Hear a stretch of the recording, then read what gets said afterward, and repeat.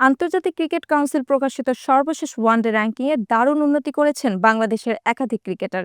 বিশেষ করে ঘরের মাঠে নিউজিল্যান্ডের বিপক্ষে ২-১ ব্যবধানে সিরিজ জয়ের পর বড় লাফ দিয়েছেন দেশের ৩ ফাস্ট বোলার। সাম্প্রতিক ওই সিরিজে অসাধারণ পারফরমেন্স করেন শরীফুল ইসলাম, মোস্তাফিজুর রহমান ও নাহিদ রানা। ৩ ম্যাচে এই পেস ত্রয়ী মিলিয়ে তুলে নেন মোট ১৮টি উইকেট, যা সরাসরি প্রভাব ফেলেছে তাদের র্যাঙ্কিংয়ে। নতুন তালিকায় শরীফুল ইসলাম ১১ ধাপে গিয়ে উঠে এসেছেন ২৮তম স্থানে। মোস্তাফিজুর রহমান ১৪ ধাপে গিয়ে এখন অবস্থান করেছেন ৪১তম স্থানে।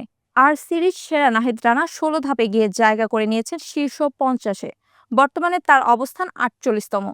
এই সিরিজে ক্যারিয়ারের দ্বিতীয়বার ৫ উইকেট নেওয়ার কৃতিত্ব দেখান তিনি। শুধু বোলাররাই নন, ওয়ানডে ব্যাটিং র্যাঙ্কিংয়েও উন্নতি হয়েছে বাংলাদেশের কয়েকজন গুরুত্বপূর্ণ ব্যাটারের। অধিনায়ক নাজমুল হোসেন শান্ত ১১ ধাপে গিয়ে এখন ৩২তম স্থানে। লিটন দাস ১৫ ধাপ উন্নতি করে উঠে এসেছেন ৬৫তম স্থানে। অলরাউন্ডার তালিকায় উজ্জ্বল উপস্থিতি রয়েছে বাংলাদেশের। চট্টগ্রামে সিরিজ নির্ধারণী ম্যাচে ২৮ রান করার পাশাপাশি ২ উইকেট নিয়ে মেহেদী হাসান মিরাজ এখন অলরাউন্ডারের র্যাঙ্কিংয়ে যৌথভাবে তৃতীয় স্থানে অবস্থান করেছেন। এদিকে টি-২০ ফরম্যাটের র্যাঙ্কিংয়ে উন্নতি ধারা অব্যাহত রয়েছে। প্রথম টি-২০তে ম্যাচ সেরা পারফরমেন্সের সুবাদে তাওহিদ হৃদয় ৯ ধাপে গিয়ে ব্যাটারদের তালিকায় ৩৯তম স্থানে উঠেছেন। পারভেজ হোসেন ইমন ৩ ধাপে গিয়ে এখন ৪০তম। পাশাপাশি বোলারদের তালিকায় মেহেদী হাসানও ৩ ধাপ উন্নতি করে পৌঁছেছেন ১৮ নম্বরে।